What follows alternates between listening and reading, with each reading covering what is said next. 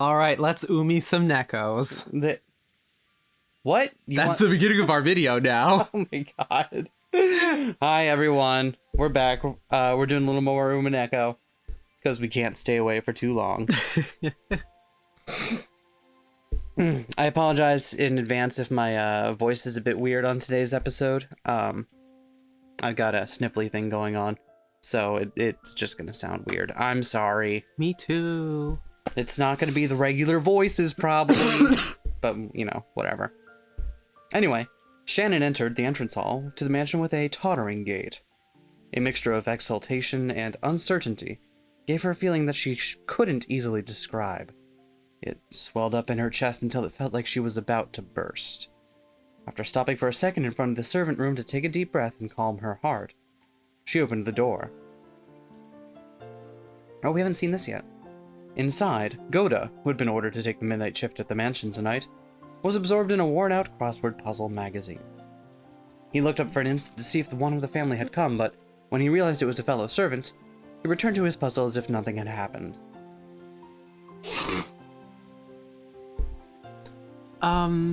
Genji-sama told me to come and help you. Oh, is that so? I think I gave him a voice kind of like that, right? Probably. That's a relief. I was just about to go check that the mansion was fully locked up, but I felt uneasy about leaving this room unmanned. After all, Kraus-sama and the others' meeting looks as though it will continue for quite some time. I'm giving him a bit more jowl. I've decided that he gets more. He doesn't get as much as the doctor gets for jowl, but he gets a little bit of jowl. They might request some tea at any moment. That's true. Then what shall we do? Should I watch over? In that case, we'll give me Shannon-san, but I'll ask that you patrol the mansion. I will stay here awaiting the family's order. Yes. Wow, Goda's kind of a dick. I didn't imagine him as being this kind of a dick, but apparently he is. Shannon was slightly disgusted. Even though she'd come here to help out as a favor, she was casually being forced to do the job of the person actually on duty. Furthermore, after one-sidedly forcing that task on her, Goda returned to his magazine once again and became immersed in his crossword puzzle. So right now, Shannon's not meant to be in the mansion. Yeah. Right? Like, the way that the adults set it up, they did not want... I'm guessing very specifically, they did not want her in the mansion. And her being there and walking around is going to cause something. Yeah, because if I remember correctly, the line was that since some of these servants were closer to Kinzo than his own family, they felt like they were his agents potentially meddling in this, and they wanted them to be the fuck away from there so they can have their stupid family squabble in secret. Yeah. Shannon bowed her head as a token sign of respect for her elder, then left the room to patrol the mansion. Thanks to her being a bit ticked off, she managed to suppress that floaty feeling she'd been having until just now. And anyway, she couldn't let Genji or Cannon see her looking like this. She wanted a little time to herself until her heart calmed down, so maybe going on patrol wouldn't be so bad. Grab the gun. Time to go on patrol. She began to hear the tumultuous voices of the family discussion coming from the dining hall. Mouse. Oh, Shannon, you're back early. Mansion's haunted. What? Mansions. Someone was speaking at great length, only to be interrupted by someone else. This second person also began to speak in a very long, drawn-out fashion until yet another person interrupted. That kept on repeating. It was as though their displeasure was seeping out through their voices. She had been told to go to the guest house, so it would be bad if Kraus discovered her. Thinking this, Shannon dashed past the dining hall. Then she went along a prearranged route through the dark mansion, checking that all the locks were secure. She walked down the hall, checking each window. Gotta make sure those windows are locked in case, someone tries to break into the mansion on a fucking isolated island in the middle of a goddamn typhoon, but You know. At the same time, that would be a fucking freaky setting where someone's trying to break into your house, but you're not just in a suburban neighborhood or somewhere. You're living on an aisle that you cannot get off. Right. And neither can they. You are stuck there with them. Oh my god. She walked down the hall, checking each window. There were no humans on Rokkenjima other than those connected to the family, so locking up really didn't serve much of a purpose. Here's why I like this game. It feels like every time I have an offhand thought like that, the game is like, yeah, I'm right there with you. Yeah, and then later it gives you another reason to think the opposite that's equally plausible. And you know, so many games, I feel like, as good as they are often kind of leave some of those loose ends. Mm-hmm. A lot of stories will leave some of those loose ends uncommented on because you don't need to. You don't need to comment on everything like that to be a good story. But the fact that this does, and has at every turn, every time I'm like, oh, look at this sly observation, has been like, yeah, here you go. I am encouraged to see what it actually considers to be a twist now. Yeah. If my baseline musings are not enough to outwit the game here, then I can only wonder. Yeah. No one had been in the habit of locking up at the Ushiromiya head family, at least not until Natsuhi had scolded them for being careless. The metal fixtures on the windows were ice cold. As she checked them one by one, the glow in her heart seemed to cool down. Oh? What the fuck? Butterflies? At that time, she thought she saw something twinkling across the hall. Witch, Twinkling? witch. Banging knife and fork. How could anything be twinkling through the darkness of the hall? She figured she must have been imagining it, but she still held her breath. Grasping a curtain, she fearfully gazed down the hall. However, other than the occasional crack of thunder brightening the hallway, she was unable to glimpse any flicker again. It must have been her imagination after all. Maybe her heart was so agitated that she'd seen something that didn't even exist. Shannon went back to checking the windows. However, a certain unnerving memory was resurrected in the back of her mind. It was that ghost story, which had been passed down amongst the servants who had served the Oshiromiya head family. The mansion had two different masters, one of the day and one of the night. Beatrice, the master of the night, would sometimes fly around the mansion in the form of sparkling butterflies. That was the story. Come to think of it, didn't Kanekun once say he'd seen it with his own eyes? Though he got sulky when I said he must have imagined it and refused to believe him. Could it possibly be true? The roar of the thunder gave no answer. I like that line. Do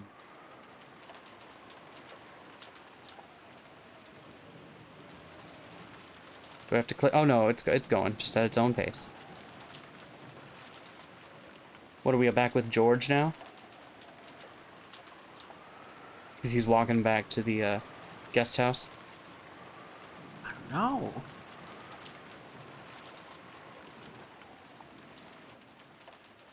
Which mansion? Stop banging your fork and knife. We'll get there. Wait, no, they were... Wait. I thought that was the guest house interior shot before this. I don't know. I'm bad at interior locations and shit. Oh, sup. Am I meant to keep clicking, or is it doing its own... I think it's doing its own thing. Its own thing. Yeah, okay.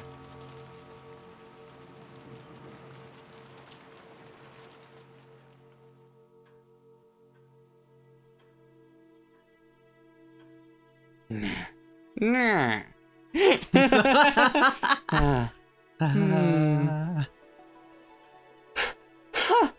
Yo. Thank you.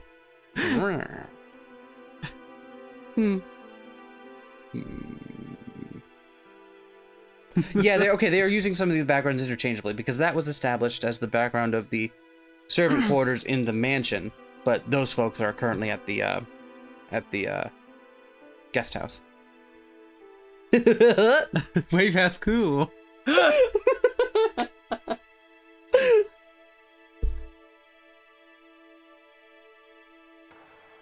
What the hell is happening now? Some shit.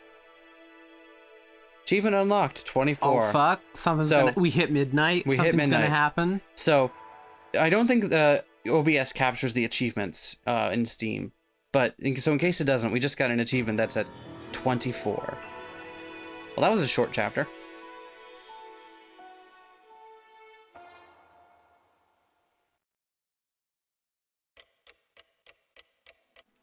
"6 a.m. All right. Interesting. Okay.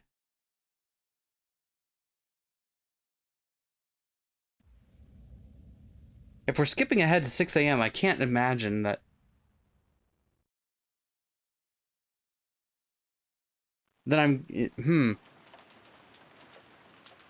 If we're skipping ahead to 6 a.m., then I gotta imagine that that's all we're gonna see from the perspective of the people in the house now.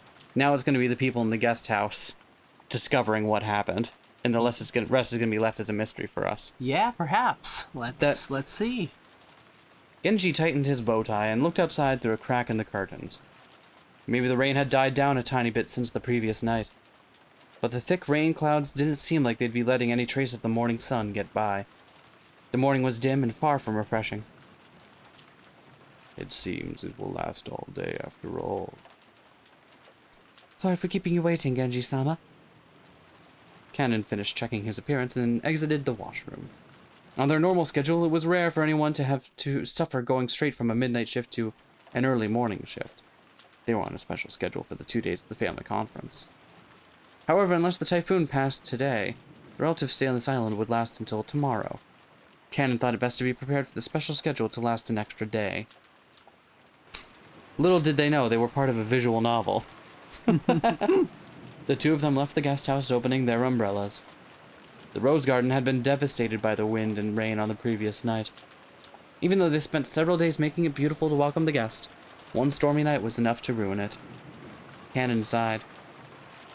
The two headed for the mansion. They were supposed to meet up with Goda and prepare breakfast. Goda was such a perfectionist that he had probably already woken up and was probably already preparing a breakfast as exquisite and elegant as glassware. I do love eating glass for breakfast. It's got such a delightful crunch. We eat our mistakes!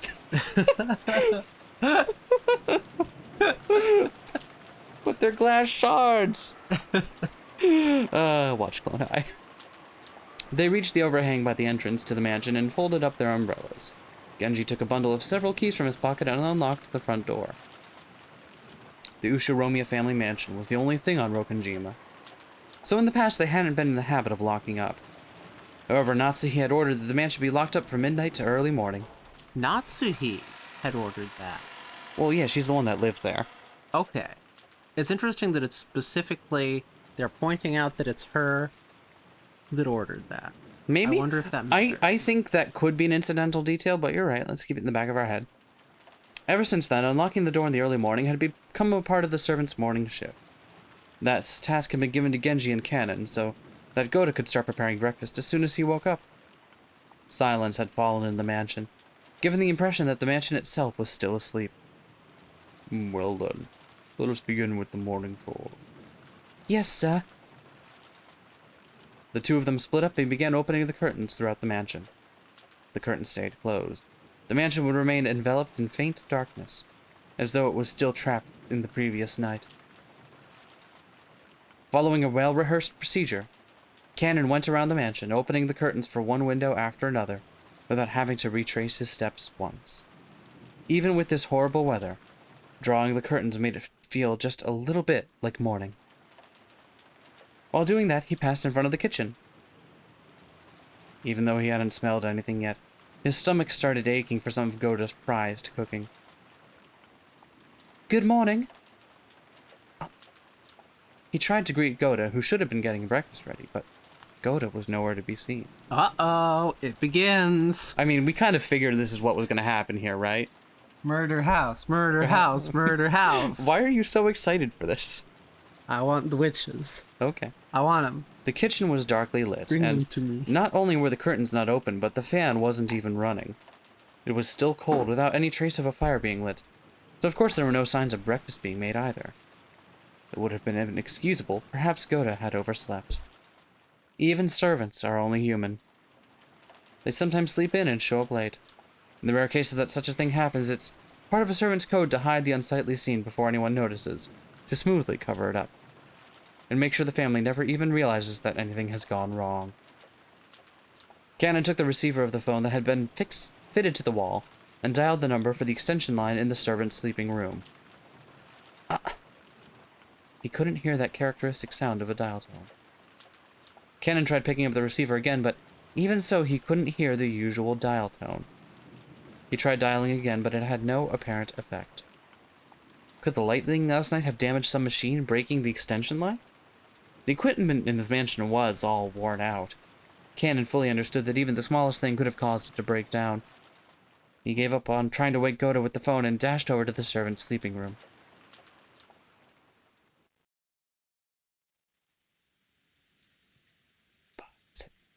Let the bodies hit the floor. Let the bodies hit the floor. Let the bodies hit the... Hey, if you get to do it, I get to do it once, okay? How long had it been since I stopped sleeping and started lazily staring up at the ceiling? That vague sense of awakening was part of Natsuhi's usual morning experience. She always slept lightly, and she couldn't sleep at all without medicine. To Natsuhi, sleep was definitely not a happy thing. When she looked outside, she saw that it was still pouring. If she hadn't sensed a tiny amount of light, she might have mistakenly thought it was still the previous night. So Natsuhi's still here, okay. She herself was one of the hosts, so she mustn't wake up later than her guests. Urging herself on, she raised up her body, which still hadn't completely recovered from yesterday's weariness. No one would torment her as long as she remained inside this room. And her headache wouldn't get any worse here. This room was the only place she could find peace. So when she left, it meant returning to the world where her husband's siblings kept trying to stab each other in the back. In that case, wouldn't it be better to just stay locked up in this room forever? That ridiculous notion brought a bitter smile to Natsuhi's face. She was starting to sound like Kinzo. Though she often complained about Kinzo staying locked up in his own room and refusing to attend to everyone else, the truth was that she longed to do the same. Natsuhi gave her head a small shake, and her fantasy was replaced by the reawakening of her usual headache. When she reached for the doorknob, trying to leave her room, her hand touched the scorpion charm that she had hung from it before going to sleep the previous night. And that's why she's fine. She's the only one that's fine. Oh!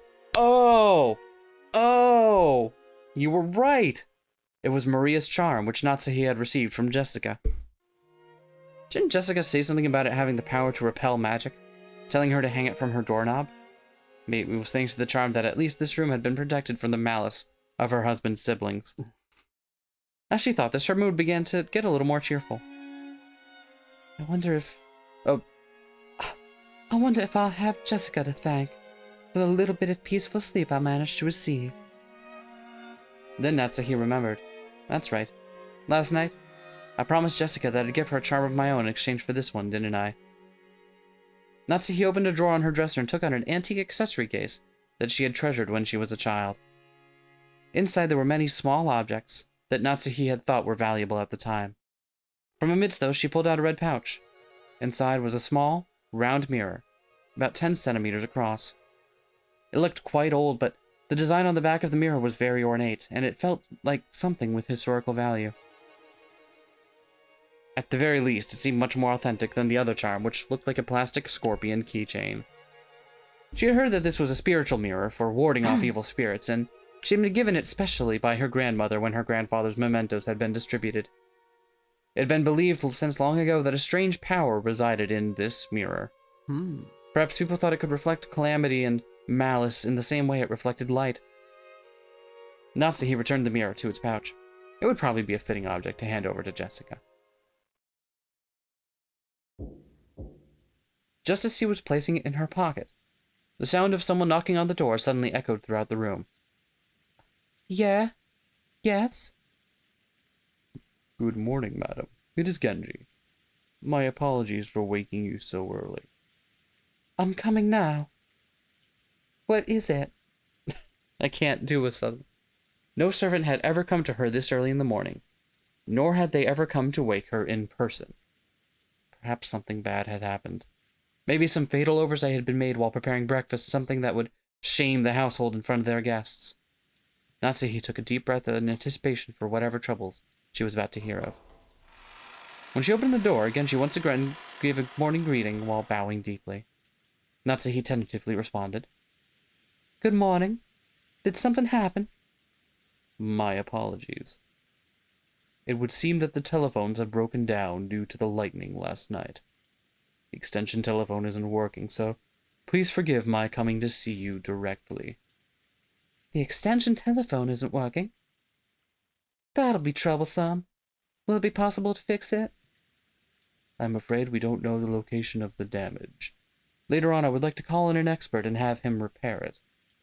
Does that mean we'll be unable to have it repaired until after the typhoon passes? Then it will remain broken down for the duration of our guest's stay.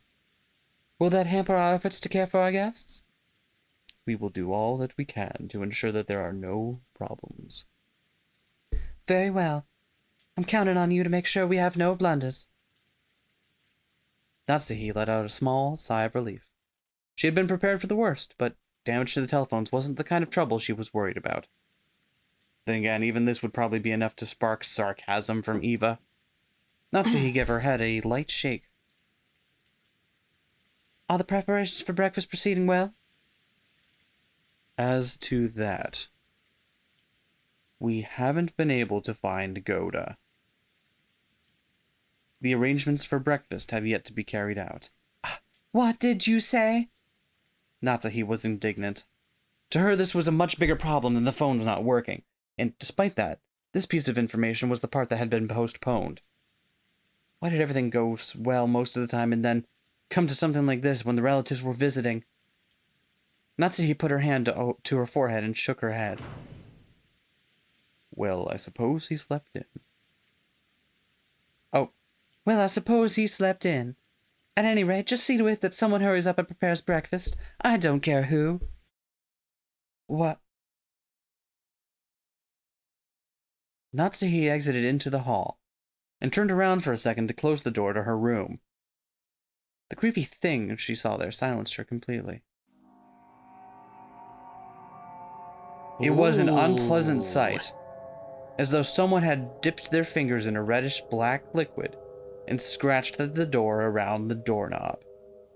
It was probably some sort of awful prank, arranged by some person who wanted to make it look as though they tried to force the door with bloody hands. Blood for the blood god. Wow, this is I think we're hitting the part where maybe shit's getting real. Yeah. Whose blood is it? Is it Goda's blood? Somebody else's? I thought it would be like Beatrice's. The implication being that she couldn't get in at Natsuhi's room because of the charm. I feel like with so much other perfectly good blood around this mansion, why would she resort to her own? Yeah, fair enough. What sort of prank is this? How awful. I also just noticed it as I came to call you. I will clean it later. Perhaps this is a vulgar joke by one of the guests. Disgusting, truly disgusting. Who in the world would pull such a childish and disgusting prank? Natsuhi had a pretty good idea, but of course there was no proof, so even if she pushed the issue, it would just seem as though she was making a fuss about nothing. In fact, it would surely be better to act as though she hadn't even realized that such a prank had been played on her. Natsuhi gave the order to have it cleaned and headed off to the parlor with a squeak of her heels. Squeak, squeak, squeaking. Oh my They're god! fine. Holy shit, they're alive. I totally thought they'd be dead. I totally thought everyone else was going to be dead. Yeah, I thought it was going to be like just. I thought it was going to be Natsuhi. TPK, and you were right, just Natsuhi. So I guess they This just killed Goda and possibly Shannon. Maybe we'll have to see. When Natsuhi and Genji arrived in the parlor, Eva and Hideyoshi were already there. Good morning, everyone. Morning, Natsuhi-san. I heard Goda-san would be making us breakfast too. My stomach's been getting all excited since I woke up. Wahaha! Wah. After all, it seems food is all you can look forward to at the head family household. I didn't give her an accent, right? Yeah, I don't think so. She just had like a kind of low feminine. After all, it seems the food is all you can look forward to at the head family household. I'm pleased to see that you two are in high spirits so early in the morning, Ava-san.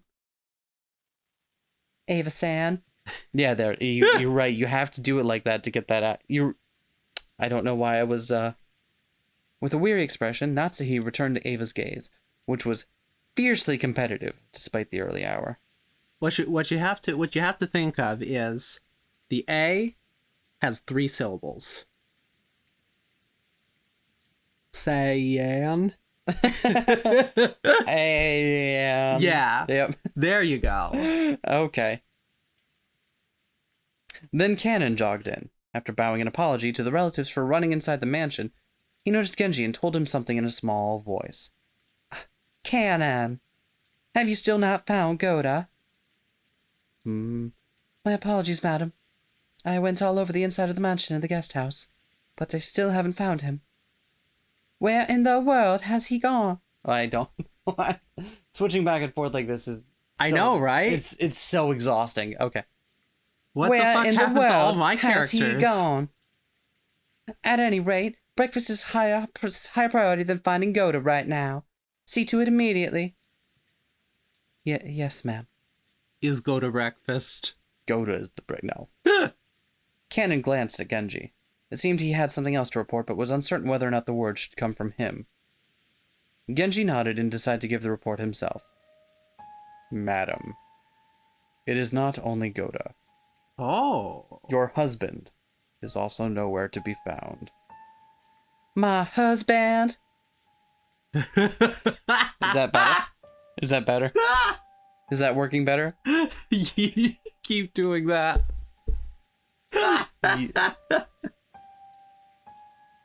Can I take this as tacit approval? Yeah, Okay. Do it. Yes. Even before visiting you, I went to his room to tell him that breakfast wasn't being prepared, but I did not find him there.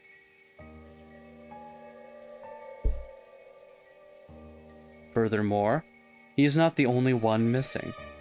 Rudolph Sama, his wife, and Rosa Sama are nowhere to be found. Okay, so everyone pretty much did die. So wait, is that 5?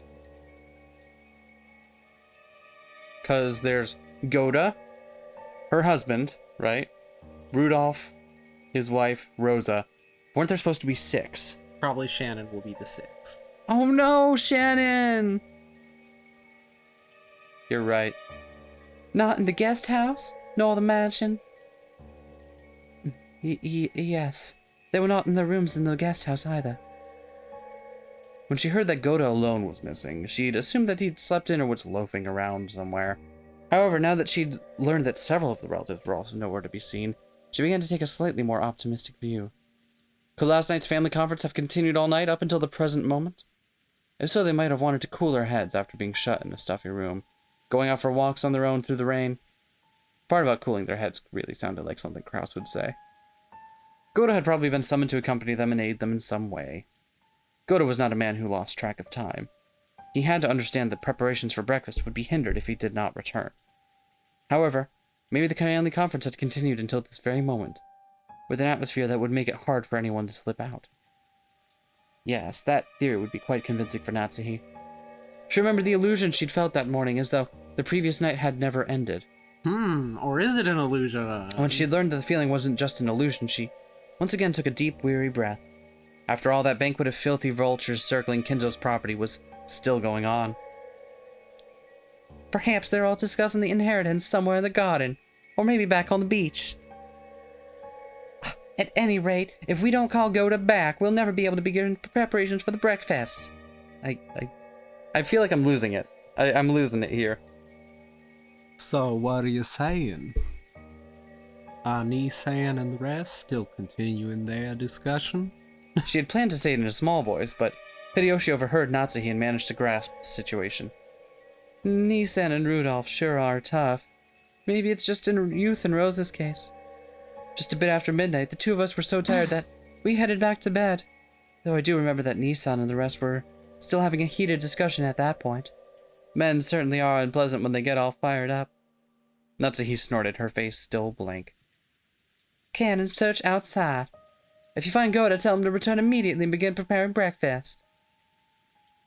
Certainly. Natsuhi-san. We don't know for sure that they're outside, do we? Couldn't they also be inside Father's study? I see. That's certainly possible. I don't know what path their conversation took, but there's certainly a chance they moved to Father's study and let him in on the discussion. They just want an angle to get her to let them in there. I can't imagine that Father would willingly let them bring such a detestable topic into his study. You really think so? That's a good face. I like her smug face a lot. Well, then there's nothing we can do. I'm sorry, Genji-san and Kanekun, but could you search outside? It wouldn't be that strange for Nissan to suggest that they go outside for a walk to cool their heads, even in this weather. I'll go to Father's study. Who knows, they might actually be there after all. Ava-san, I couldn't ask a guest like you to exert herself, so I will go. I can also wish him a good morning while I'm at it. Oh, then I'll leave it in your hands. Though I somehow doubt he'll return your greeting. Natsuhi-san. I kept giving her the... It's stuck. It's so hard. Natsuhi-san, you've always been on such good terms with Father. I don't know whether you would call it that, but I am sure that I've gained his trust as the wife of the successor to the Oshiromiya family. That I'm sure he'll at least answer you, right? I'd like to at least have breakfast with Father. Do you think you could convince him to come down and join us? Seems that he thoroughly despises the rest of us, but I'm sure he'll listen to you if he trusts you that much. Just speaking so boldly if you're unable to convince Father to come down alone. Then I doubt you'll ever be able to claim that you've earned his trust again. Giggle, giggle, giggle. Wow, Ava's a real prick. I am not confident, but I will try. Natsuhi responded, looking discouraged. However, knowing Kinzo's temperament, she had absolutely no confidence in her ability to bring him out. Ava was clearly mocking her, confident that Natsuhi wouldn't be able to get Kinzo to come down. But even so, Natsuhi would lose face if she gave up, saying it was impossible and letting Ava go instead. Ava's mean-spirited and unreasonable demand made Natsuhi clench her fists tightly. When Genji realized this, he softly spoke to her over her shoulder. Madam, please take this if you would. And this is... Genji handed Natsuhi a sparkling gold key of ornate design. It was the key to Kinzo's study. The study had an auto-lock, and couldn't be unlocked as long as Kinzo forbade entrance. However, since Genji was especially trusted by Kinzo, he was allowed to carry a key to that door. But if this key is used, won't you also receive the blame? When the master is sleeping deeply, simply knocking on the door will not suffice, and it would be more difficult to just persuade the master to leave his room, if you must talk through the door. Please use this. Genji. Until now, Natsuhi had thought of Genji as a cold servant who wouldn't do anything for her, since he worked directly under Kinzo, but it looked like she would have to alter her understanding of him. She wanted to communicate her gratitude, but by then Genji already turned his back on her and was walking down the corridor with Cannon. But as Natsuhi watched them go, the words directed at her from behind were sneering. Well then, you must bring Father with you, okay? After all, it's his son's precious wife who's asking. I'm sure he'll listen to you, giggle, giggle, giggle. We're guests, so we'll just relax here at our leisure. Quit it, Eva. You're taking this too far. Sorry, Natsuhine-san, but we're counting on you to deal with Father. Without answering, Natsuhi forcefully spun around on her heels and quickly left that place. Why haven't they gone to check the bedrooms for the, other guests yet? Haven't they? I thought they said they'd been all over the interior of the mansion and the guest house, and couldn't find anybody. Maybe.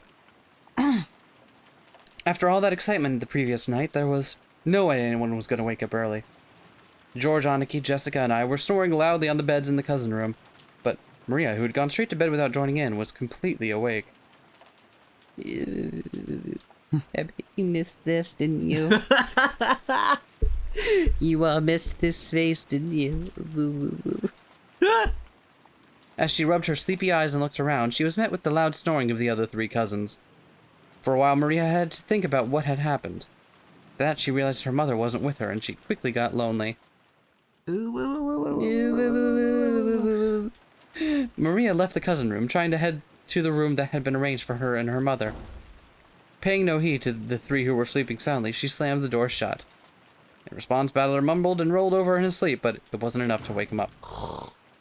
Way past cool. Oh, yeah! After a while, Maria returned, once again opening the door with a lively bang. Ew.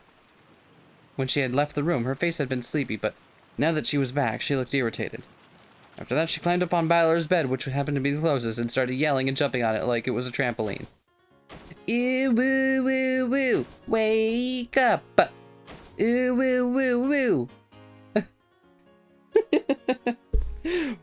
What? Is it an enemy raid? Surround them! After making sure I was awake, Maria moved over to George Oniki's bed and started jumping on that too. In that manner, the three of us were all greeted with an extremely pleasant awakening. Thanks for waking us up, Maria-chan. You stopped us from sleeping in after that late night. Only you could have been a bit more gentle about it. George Nissan, you really are an adult. I respect that. It'll be 7 o'clock soon. Well, it's not really a bad time to wake up. Yawn. 1. Ew, Mama's not here. Aunt Rosa? She wasn't in her room? I wonder if she's already woken up and gone to the mansion. Not here. Mama. There's no way this is gonna get annoying after like 80 fucking hours of this game. Maria crept groaning, ooh, woo, woo, woo, and looking unhappy. She didn't exactly seem lonely because her mother wasn't around. It was more like she was irritated and thrown off balance because her mother wasn't where she expected. If we could just tell her where her mother was, that alone would probably calm her down. But unfortunately, we had no way of knowing where Aunt Rosa was, except that she wasn't here.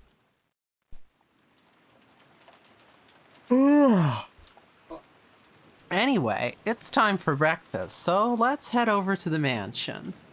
That's right! Maria, let's go to the mansion together, okay? I'm sure Aunt Rosa will be there too. Ew. Mama's in the mansion? Then I'll go there. Ew. Ew. Yeah, I guess we should go to the mansion. Hope you all love this Maria voice. It's sticking around. By popular demand. Ew. Our parents You can't have... live with me, you can't live without me. Our parents have probably already gone there. I would now like to present the Maria Beats Hour. The sky was the color of a dead television and turned to a dead channel.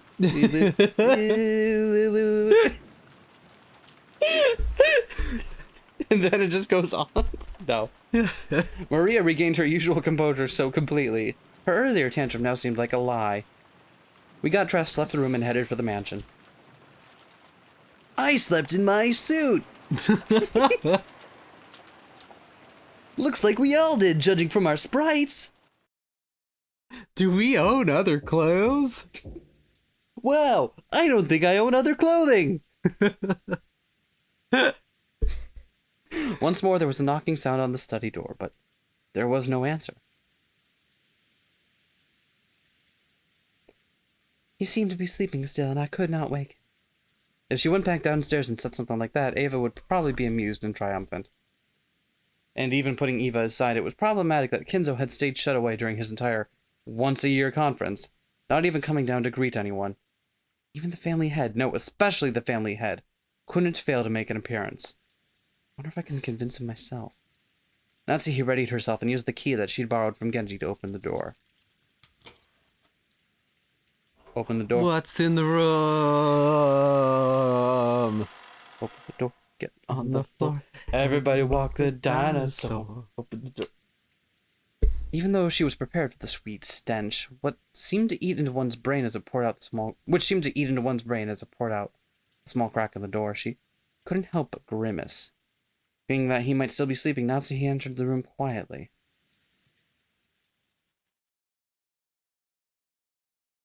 When she did, Kinzo was already awake and looking down out of the window.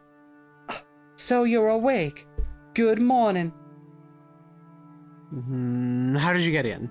Is this Kinzo voice? How did you get in? Kinzo spoke with his back still facing her. His voice was not harsh, but calm, and Natsuhi was slightly reassured. However, though he was awake, he wouldn't have ignored all that knocking if he was in a good mood. Natsuhi wasn't able to relax. My sincere apologies.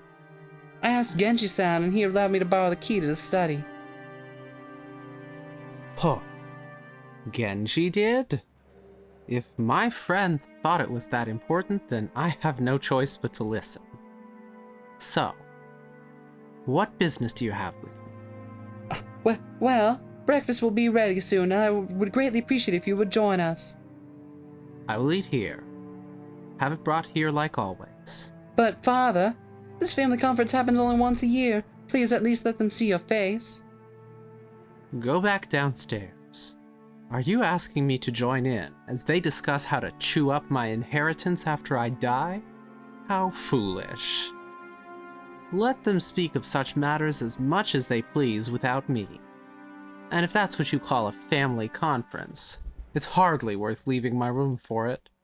I am busy. Do not bother me. His last words carried the threat that any further questions would not be appreciated. Natsuhi realized that adding any further pleas would finally bring his wrath down upon her. She didn't look forward to facing Ava's sarcasm, but there was nothing more Natsuhi could do.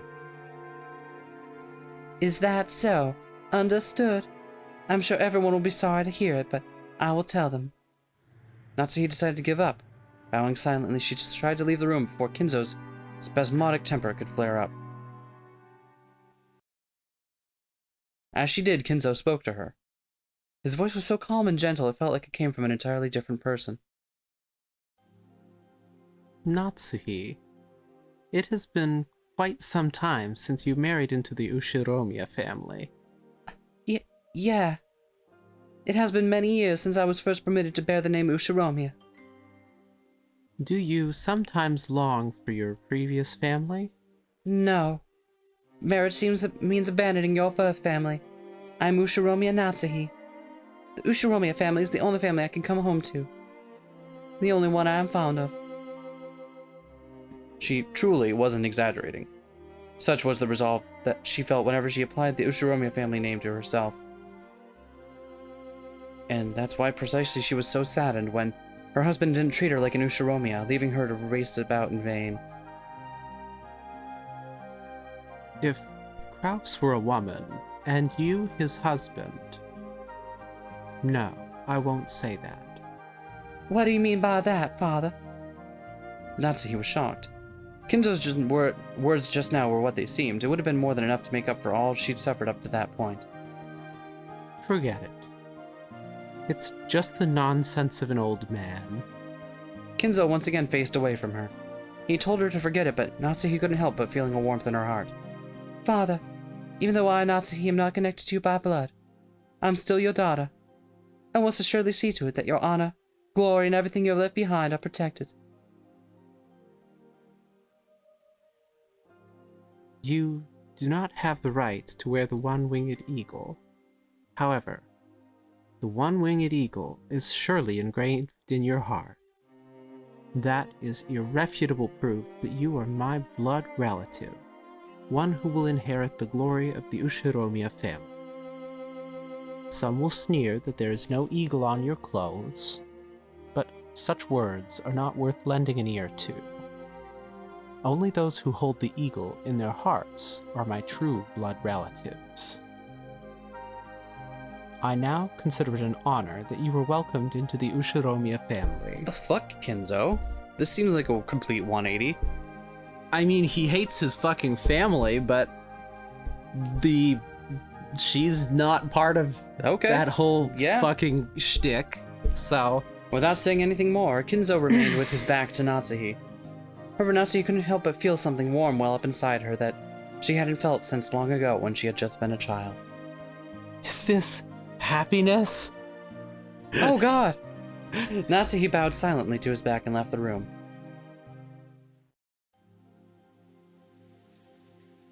Ah, good timing. How is father? You were taking so long, I came to check. When Natsuhi left the study, she saw Eva climbing the stairs and their eyes met. Eva was smirking unpleasantly, thinking that Natsuhi would leave grudgingly after failing to convince Kinzo. However, the way Natsuhi was now, such a frivolous laugh would not disturb her. She was not permitted to wear the family crest on her clothing, but she was permitted to wear it in her heart. So she spoke calmly, clearly, and confidently, with the dignity of one who would protect the Ushiromiya family's glory. Father said he would not join in on the family conference. He says he has no interest in discussing such obscene matters. I'd figure you'd say something like that. If you failed to persuade father, just say so. How pitiful. I'm beginning to see why father is lamented so. What do you mean by that? Natsuhi did not answer. Just as Kinzo had done earlier, she showed Eva her back as she headed down the stairs. Snip! Snap! Eva finally realized that she was being made fun of. That something had happened to quickly bolster Natsuhi's confidence. Even so, she apparently didn't have the courage to risk Kinzo's wrath. Unable to even knock on the door, she could only click her tongue, make a motion as though scratching at it, and follow after Natsuhi. So, were Nissan and the rest there? Did you ask father about them? I didn't get the chance to ask, but they were not inside the study. Father would never let them into the room to discuss such a lowly topic, so it is unlikely he knows where they went. Let us go downstairs and wait for the servants to return from their search. Breakfast may be late, but how would you like some tea, Ava-san? That would be fine. Ava couldn't hide her confusion at the complete difference in Natsuhi's attitude. She was acting so boldly, and while Ava hated to admit it, she even had a sense of dignity about her. Unable to find fault with anything, Eva could only follow Natsuhi back to the parlor.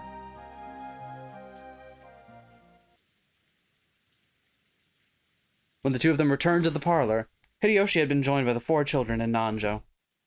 Genji, who had been talking with Hideyoshi, reported the current situation when he noticed that Natsuhi had been returned. You still have not found my husband and the rest. Yes, my apologies. Also, Kumasawa has started preparing breakfast. She said that she will need just a little longer. The clock read a little bit past 8 o'clock. 8 should have been the time to start breakfast. Normally going over that time limit would be a disgrace to the host. Cannon is now searching outside. Also, no one has seen Shannon either. Even Shannon's missing? Truly, just how many people did my husband bring with him on his little walk? Just how many people had gone missing by now? Now that the number was this large, it was starting to feel truly unpleasant. As though the people here were the only ones being left out of something interesting. Or at least that seemed to reflect the feelings of the children, and Maria in particular. Wait. True. Horrible murder is interesting. Right? Hold on. I want to get another count. Because right now... Kraus? Right? No, but Nanjo was there. Yep. Okay, it was mentioned in passing that Nanjo is now here. Okay, yep. So Kraus is missing. Rudolph is missing. Kyrie is missing. Rose is missing. That's 4. Goda and Shannon. Goda's missing. And Shannon's missing. Okay, that is 6. I still can't get over the fucking skirt buckles slit in the maid outfit with the weird buckles. It can buckle back together. It doesn't have to be there. It only has buckles on one side. Wait, did they mention Kumasawa? I think they did. Okay. I think they did. Okay. I'm pretty sure it's the 6 that we pointed out. Let me just...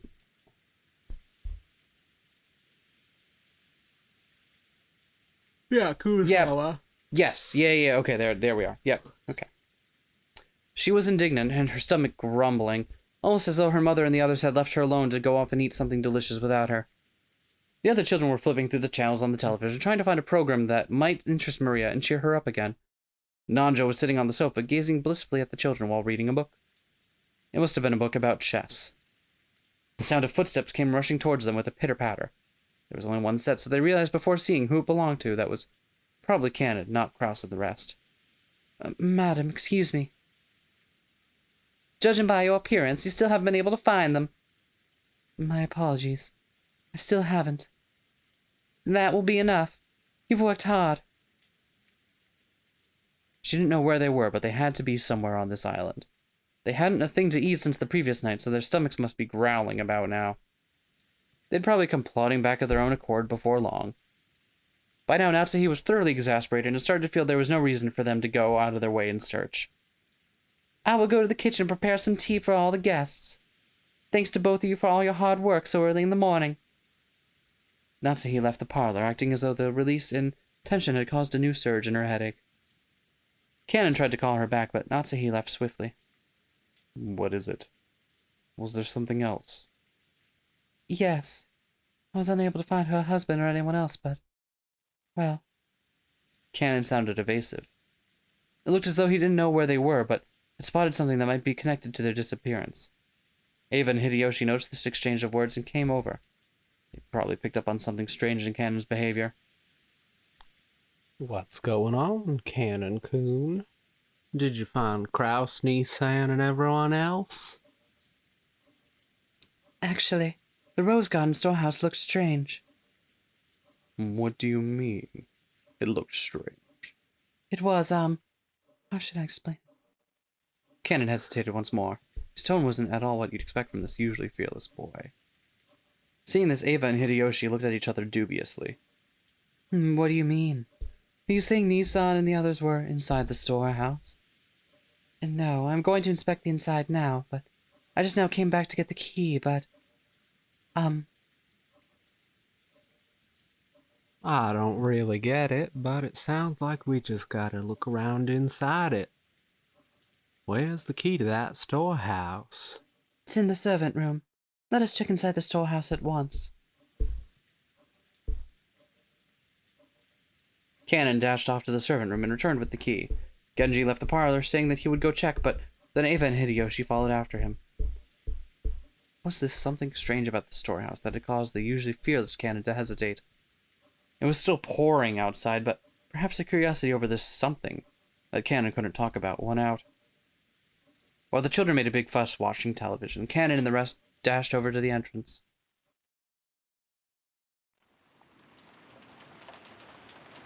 The Rose Garden storehouse was a place that housed various tools used to manage the garden. It was definitely not a pretty building. Because of its appearance, it had been built so that it was hidden in a corner of the Rose Garden. Cannon, Genji, Ava, and Hideyoshi came cutting across the Rose Garden, holding umbrellas. They entered a small path just off the Rose Garden, which normally off limits for those appreciating the garden and only used by those maintaining it. As they dashed down that, the storehouse came into view in front of them.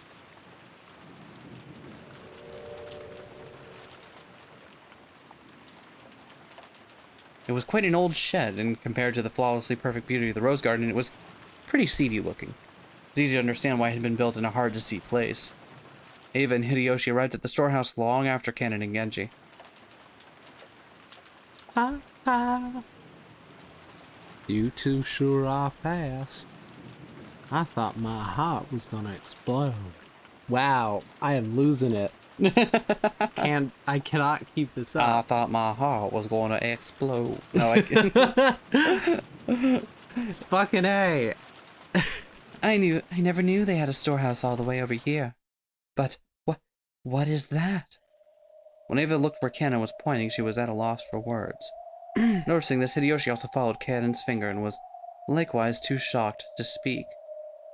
The entrance to the storehouse was kind of a shutter.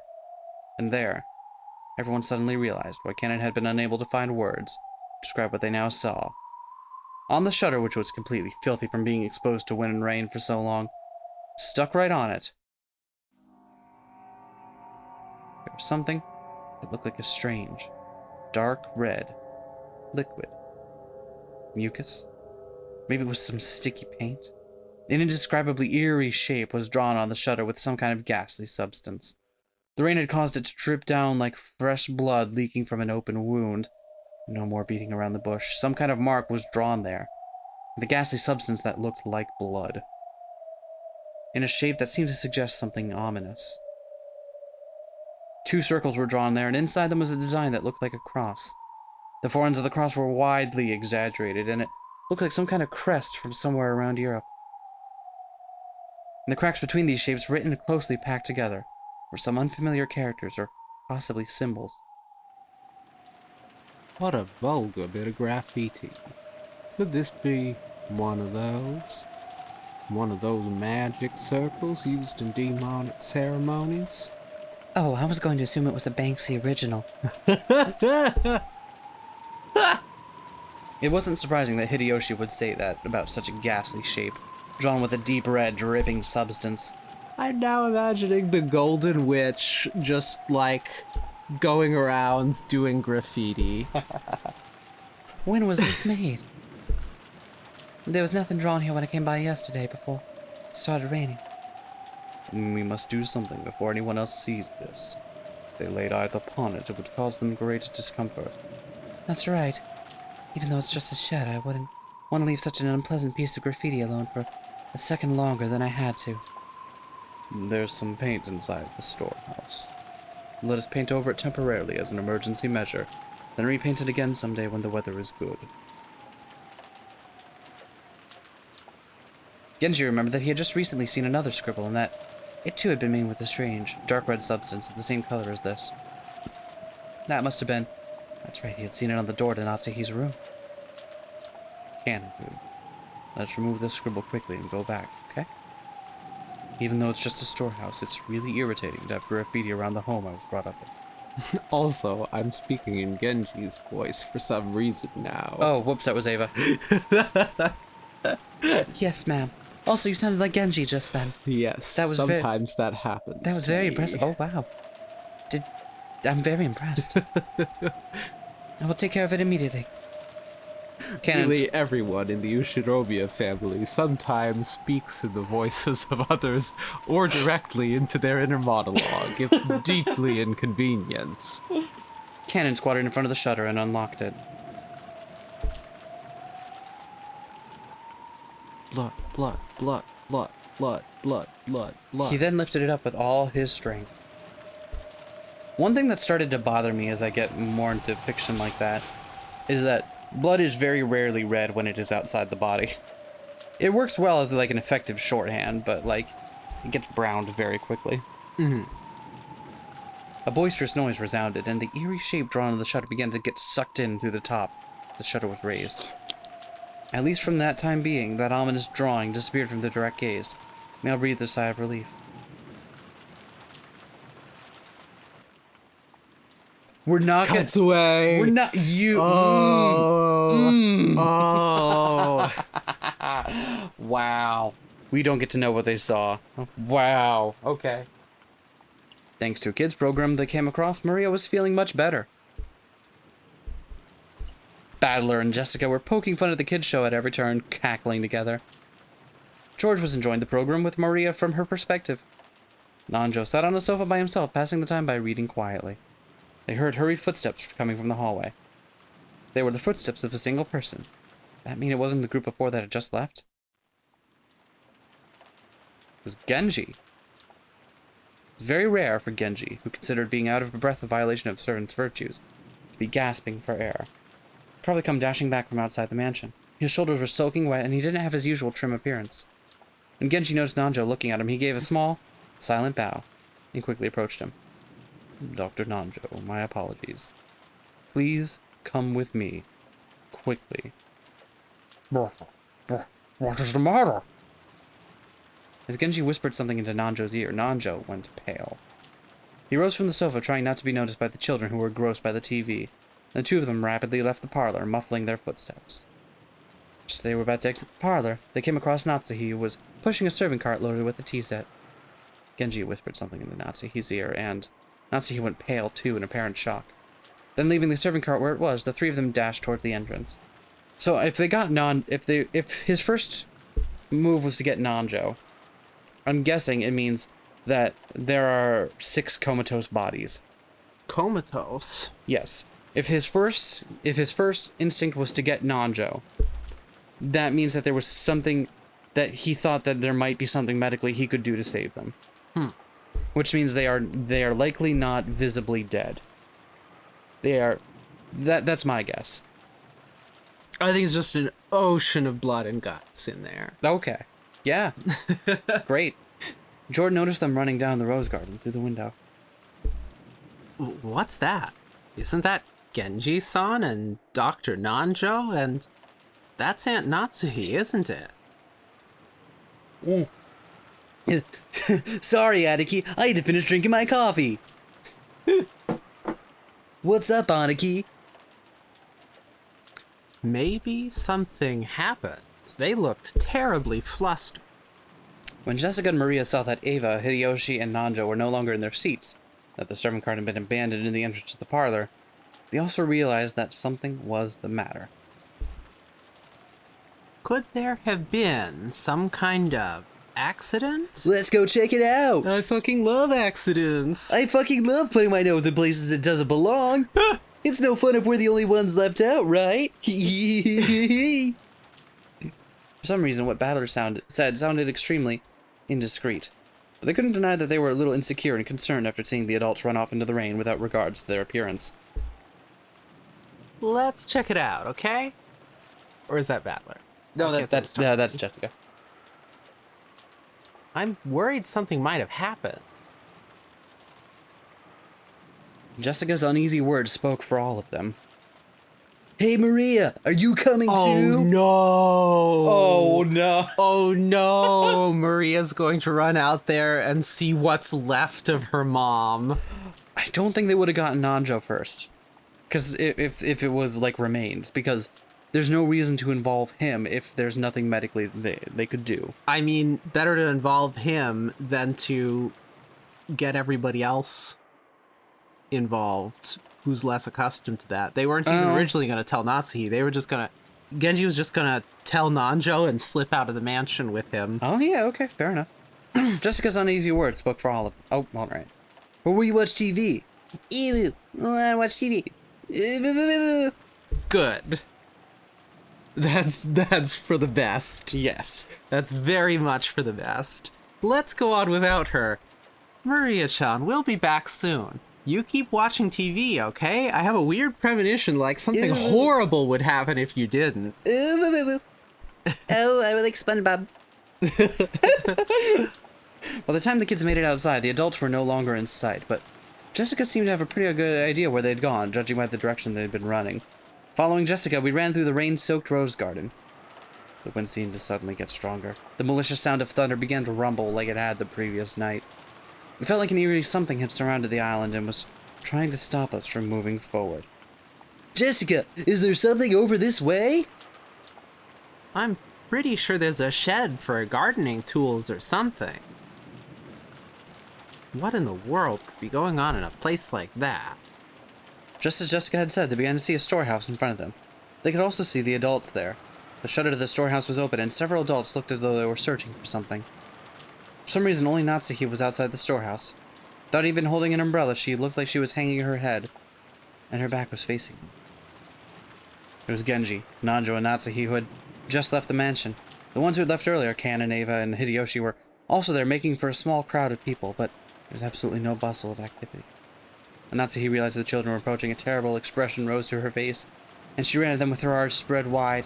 "You mustn't come any closer! Go back to the mansion!"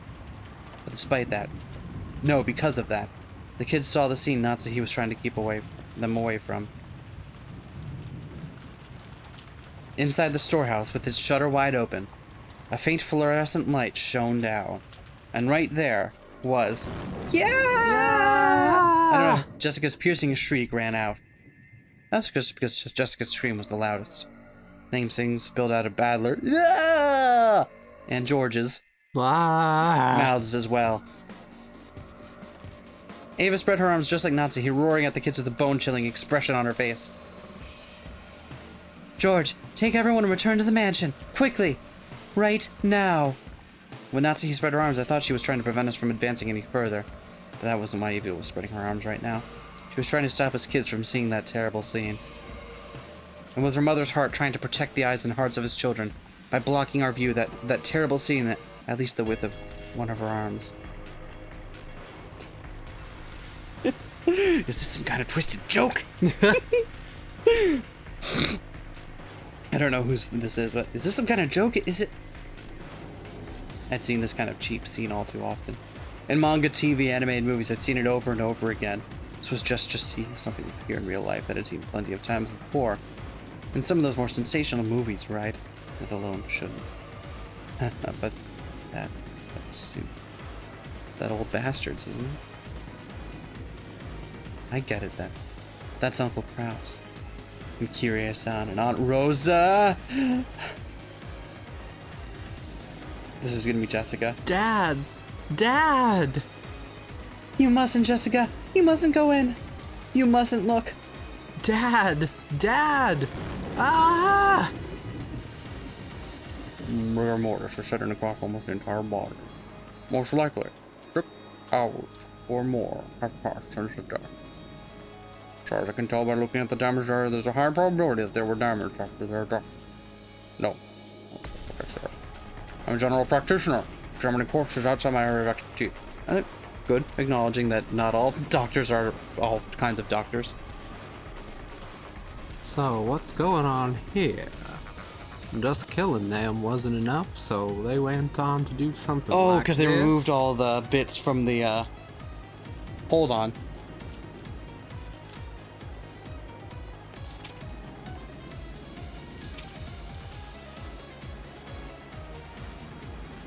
What did they remove from them is what I wanted to,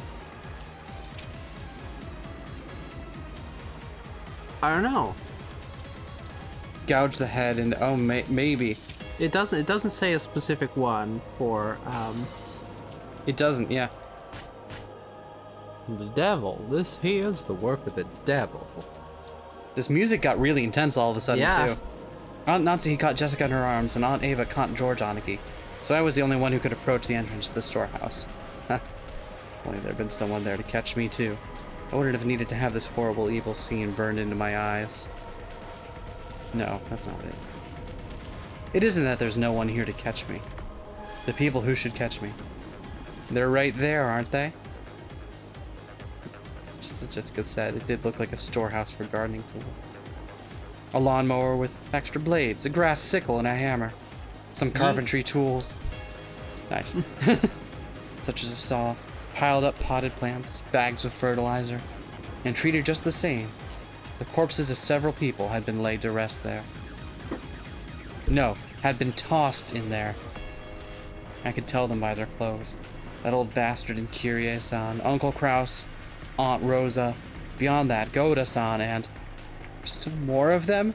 How many people no, died? George is gonna You're find fucking out. kidding me. That's more than I can count on one hand, damn it! I didn't know that had been one of these gardening tools, which, used for something other than their intended purpose, would definitely be wielded with a naked brutality. Or whether some horrible tool had been brought here specifically for this. Anyway, each one of the bodies jammed in here had been given an atrocious makeup. It wasn't makeup, it was more like their faces had been plowed. Oh. Wait, what do you mean by that? Their faces were smashed, forced into expressions that normal people couldn't even make even after death.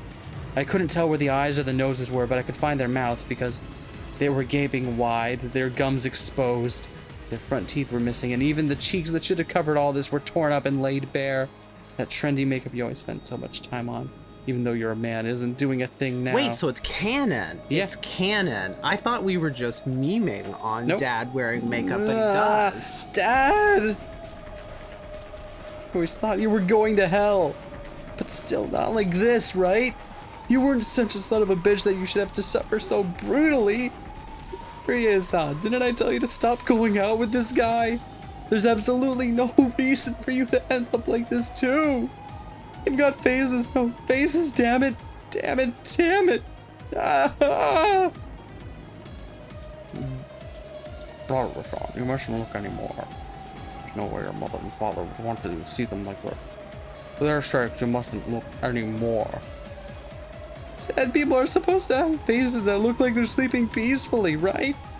You've got no faces. My dad and Kirie-san, they have no faces. I don't even know what kind of faces they were wearing when they died. What's wrong with... I have to see those smashed monster-like faces every time I remember them. It's just It's just great. I didn't have to want to remember that old bastard's smug face anyway. Great. Just great. But why even Kirie-san's face? Kirie-san wasn't a crook. She took me off a bit now and then, but she was like a cool big sister to me. This is wrong. This is all wrong. Outside is better, doesn't he? It's not his whole face, it's just the side. At least he's got half his face left, right? That's still better. That's still better.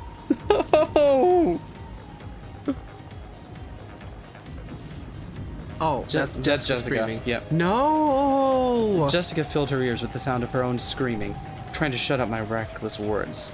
Stop it, Battler-kun! Just stop it! Just stop it! Aniki! Disregarding age and appearance, I fell to my knees, clinging to Aniki's waist and sobbing. So it was as if I was crying on behalf of everyone there. Representing the feelings of everyone there, I screamed over and over.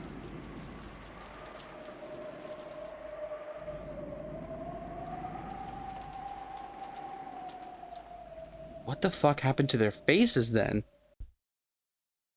Like, the description was kind of vague. I couldn't really piece it together. Some fucked up shit, huh? Yeah. Well, seems like, at the very least, we know they were horribly mutilated after death, probably. Yeah. Or potentially before. I don't want to think about that. Father, the ones lying over there are Uncle Kraus, Uncle Rudolph, Aunt Curie, and Aunt Rosa and Goda-san. Just those 5, right? Oh, no. Oh, no. No. There are 6 people. There's one more person over here. The body Hideyoshi was looking down on now happened to be hidden among the shadows in that mountain range of objects and a blind spot to George, who stood by the entrance. So George couldn't tell whose body it was. So George cursed himself. He cursed the fact that his worst guesses were always turned out to be right. So, the one lying at your feet is Shannon, isn't it? Yes. It's Shannon-chan.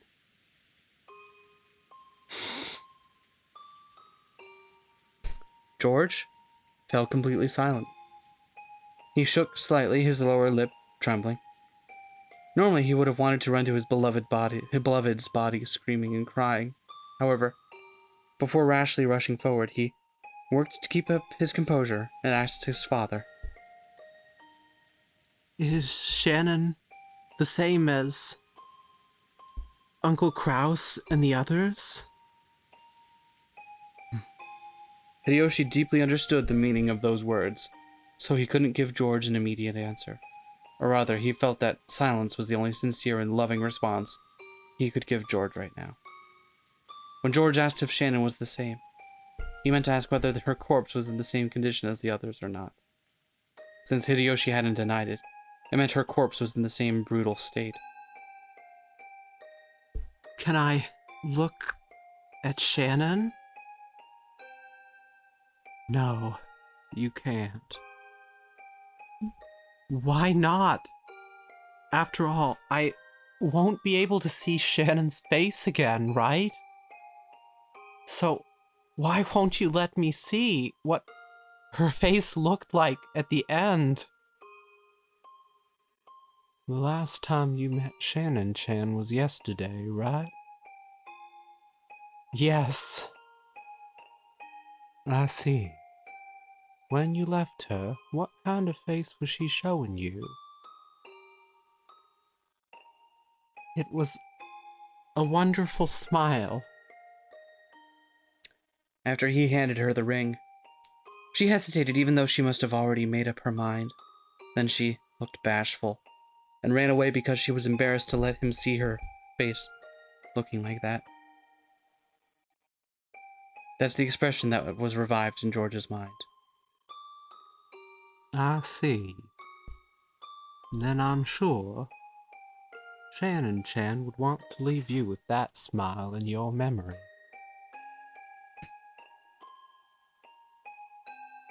Hideyoshi looked down upon Shannon's body lying at his feet. Just like the other bodies, it was in such a horrible state that it'd make anyone want to cover their eyes. Her head had been smashed in from the side, and no more than half of her expression remained.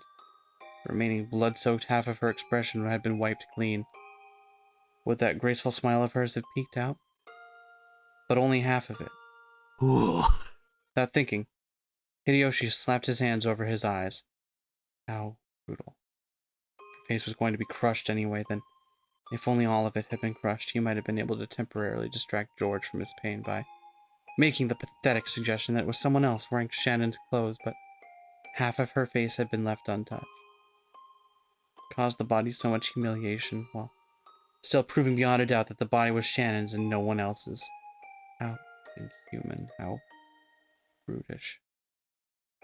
And there, trying his best to burn the image of the remaining half of Shannon's expression into his eyes, she lay at Hideyoshi's feet. It was Cannon. Cannon was not crying. Tears had risen to his eyes, but they did not drip down. But that didn't mean he wasn't feeling as much sadness as everyone else. Losing Shannon, who had lived with him in the same orphanage, whom he had loved as a sister, must have been just the same as losing a blood relative. George, I'm sure Shannon-chan is saying thank you. She must be glad you didn't end up seeing her in such a pitiful state. I'm sure she's thanking you for holding strong and showing restraint. I understand. I understand, Father. I understand. George leaned against the outside wall of the storehouse, crouching down limply. Father, I have a request. What is it? I want you to look for me. Is there a ring on Shannon's finger? A ring? Let me see. Hideyoshi crouched down. As he did, Cannon silently pointed to one of Shannon's hands. Yeah, there is. It's a diamond ring. With a valuable diamond. Must have been pretty expensive. Pretty expansive. And... Oh, sorry. And which hand and which finger is it on? The ring finger of her left hand. I see. So, Shannon-chan was engaged? George, don't tell me you... Ava, that don't matter now. A man made a lifelong promise to Shannon-chan. A man promised her happiness for life. Who that man was isn't the issue here. Being told that by a man is a woman's dream, isn't it? Except for them, they are gays. In which case, I guess it would be being told that by another woman, right? Is that how? I honestly haven't thought it through. I don't have much of a problem with it. I just haven't been exposed yet to much. I like the idea of him being chill about it. It's like, yeah, he's a little confused, but he got the right spirit. How many genders are there? I don't know. I don't rightly know. I just got here. Is this similar to what that Jessica was doing? No, that's a separate. Remember, gender and orientation aren't necessarily.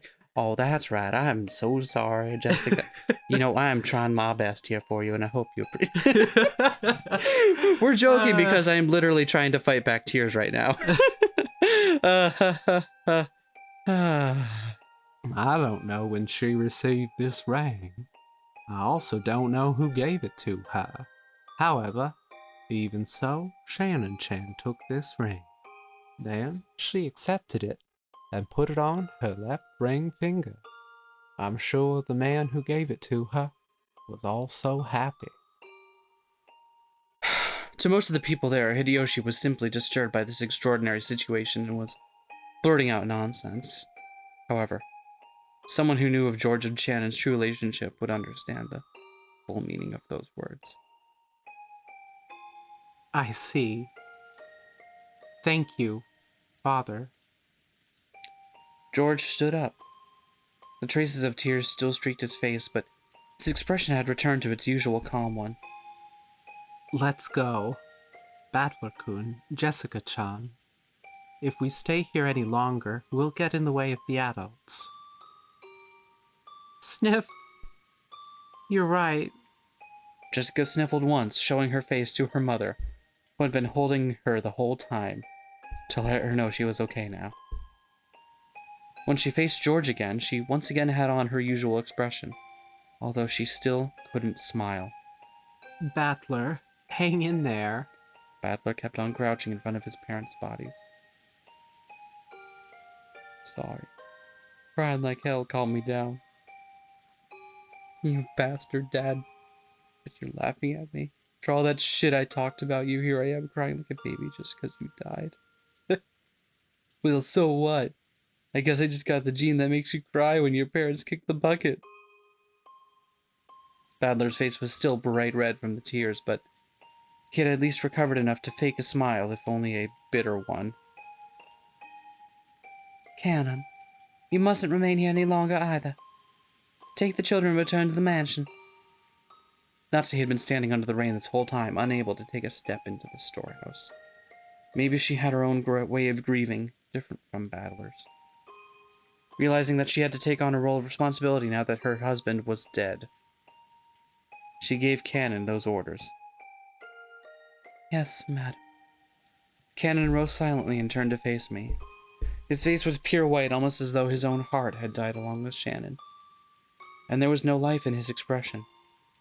On an ordinary day, if he had been told to guide the children through the beautiful rose garden, Cannon might have led the way. But now there was no distinction between Cannon and the children.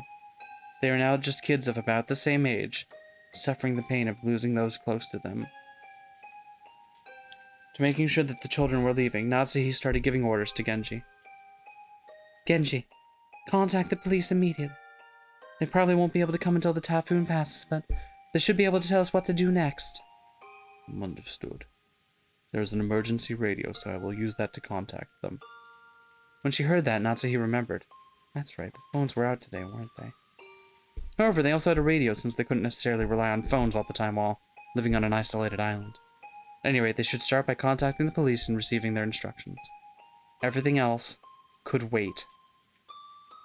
Dr. Nanjo, is there anything more you can do here? Unfortunately, there's nothing I can do. Understood.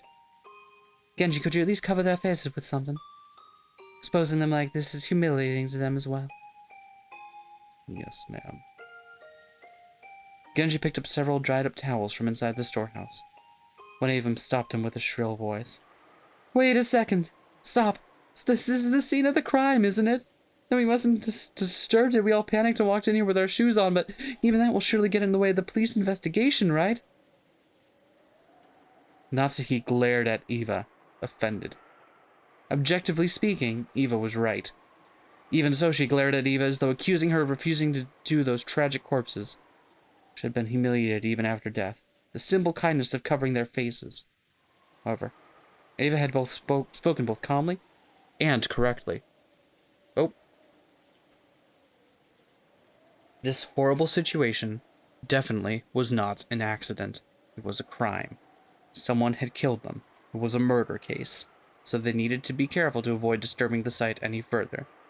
They had to do what little they could to aid the police, presuming clues that might help catch the detestable culprit. I agree with Everstorm. Until the police come, we should leave everything be. What do you say, madam? You're right. Very well. Close it up. And just in case, we should put a different lock on it. Different lock? Yes. When we came here, the shutter was locked. That means the culprit used the key to the shutter to lock it. That makes sense.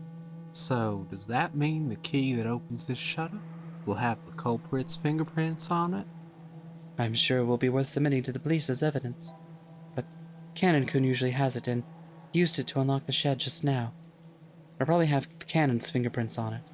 Also, the key was handed to Genji-san just now and he took it with his bare hands. Oh, so here we're establishing... It doesn't look like it'll be very useful as evidence. That was careless of me. My apologies.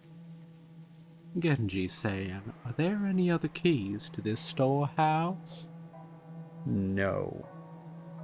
Only this one. So, the culprit walked out of the servant room with that key, and then was nice enough to return the key to where they found it? Hideyoshi's theory sounded plausible, but it was actually very strange if you thought about it. Why would they go to all the trouble of returning a key they stole? Now, if you think about it even more deeply, there are some points that are even more bizarre.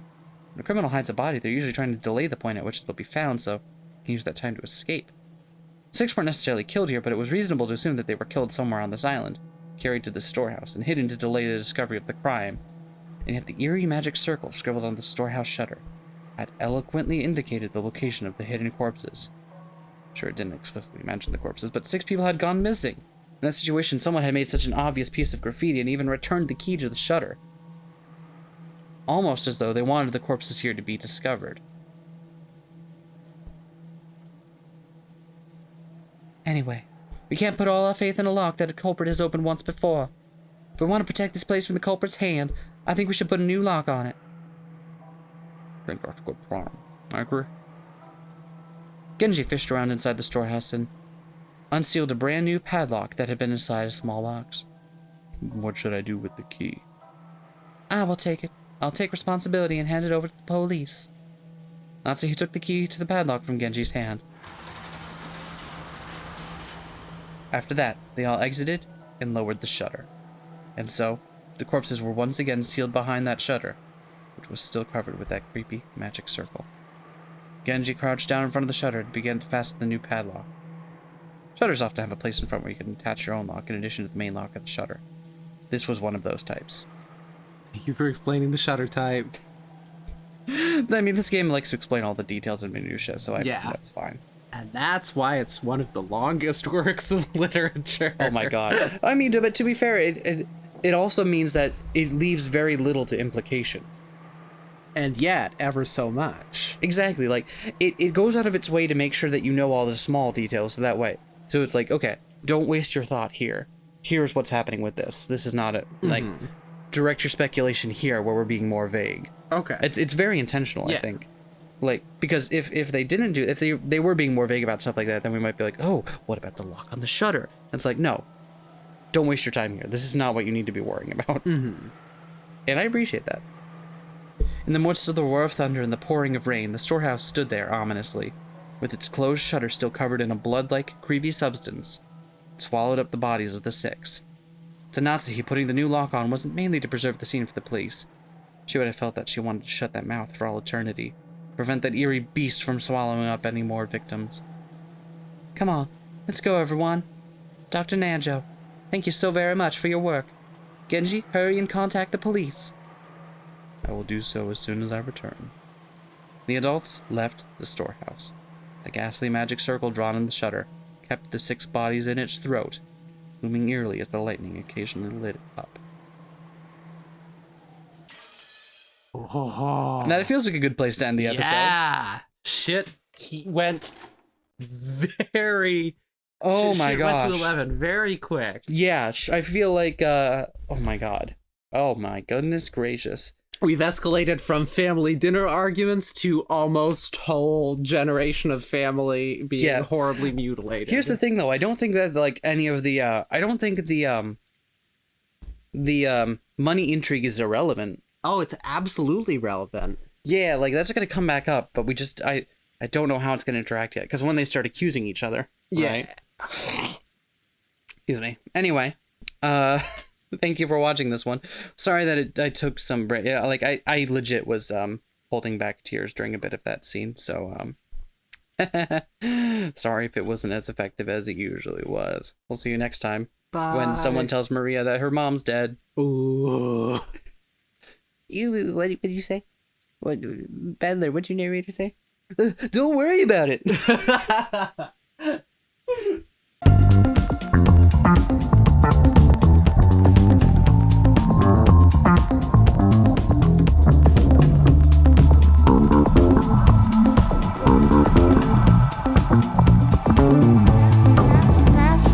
Smash that like, comment and subscribe.